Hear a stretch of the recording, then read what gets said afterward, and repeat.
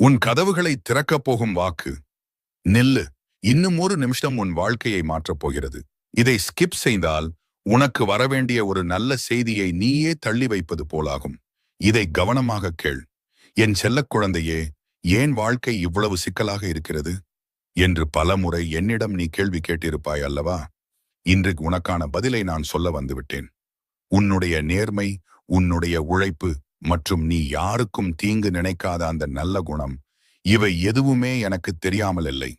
இதோ உன் கஷ்டங்கள் எல்லாம் உன்னை பிரிந்து செல்லும் நேரம் வந்துவிட்டது.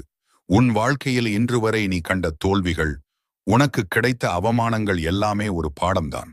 அந்த பாடங்களை கற்றுக்கொண்டு நீயாகவே உன்னை மாற்றிக்கொண்ட இந்த தருணத்தில் உனக்கான ஒரு புதிய பாதை திறக்கப் போகிறது.